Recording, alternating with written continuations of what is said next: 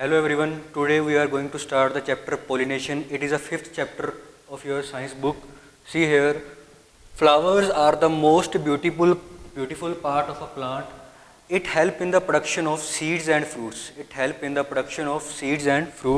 Here there is a structure of a flower. It is having so many components, so many types. See here, first type is calyx. Calyx having sepal. What is sepal? These leaf-like structure, these green leaf-like structures are called sepal. These green leaf-like structures are called sepal. Second one is corolla. Corolla having petals. What is petal? Petals are these colored components.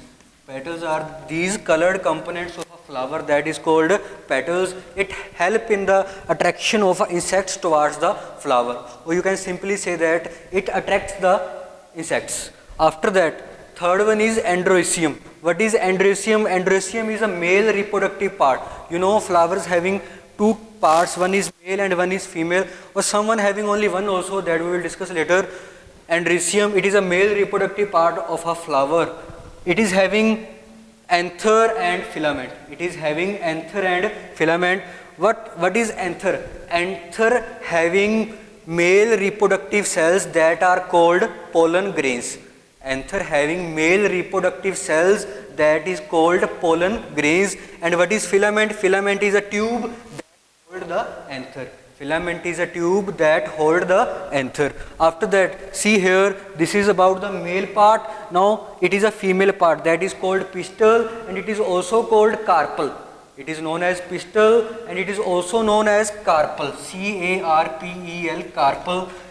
Pistil having three types: stigma, style, ovary. What is stigma? Stigma is a of a pistil. You can say that swollen part. Thin tube in the middle is called style. And in the last there is a ovary which consists of ovule. What is ovule? Ovule is an egg which consists of ovule. Ovule is egg. These are the three parts of a male. These are the three parts of female part of a flower. Now I have told you about the four types. Now some more things are also there in the flower. This is a pedicle. What is pedicle? Pedicle is a base of the flower. You can say that, by which it is attached to the stem. And one is thalamus. Thalamus is a swollen part of the flower. From the base. This is about the flower. Now I will tell you about the types of flower. How many types of flowers are there? Two types. One is monosexual flowers and one is bisexual flowers. Monosexual flowers and one is bisexual. What is monosexual flowers? The flower that contain either pistil or stamen. You can say that is having only one part, either male part or either female part. That is called monosexual flower, or you can say that unisexual flower. Second type is bisexual flower that contain both pistil or stamen, means that is having female part also or male part also, that are called bisexual flower. For example, rose, mustard are the bisexual flowers, and watermelon, pumpkin, they are monosexual flowers. Now we will discuss how there is a production of fruits and seeds. That is with the help of a process that is called pollination. What is pollination? Pollination, the transfer of pollen grains. What is pollen grains? Pollen grains are the male reproductive cells. That are produced by the anther. See here, the transfer of pollen grains from anther to stigma. What is its meaning? See here, this is a anther and this is a stigma. The transfer of pollen grains from anther to stigma. That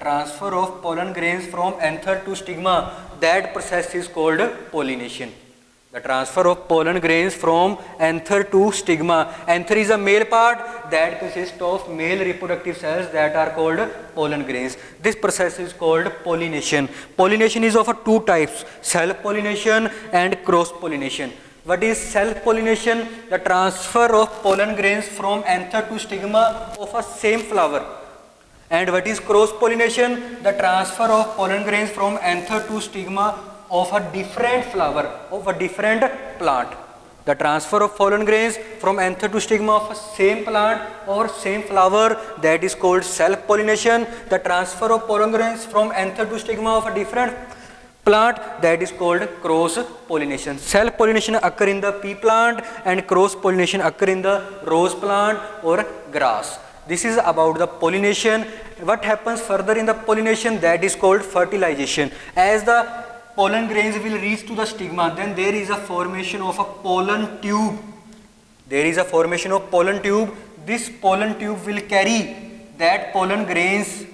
This pollen tube will carry that pollen grains to the ovule. Then there is a production of a new flower, or you can say that then there is a production of new seed. This is about your chapter. Thanks.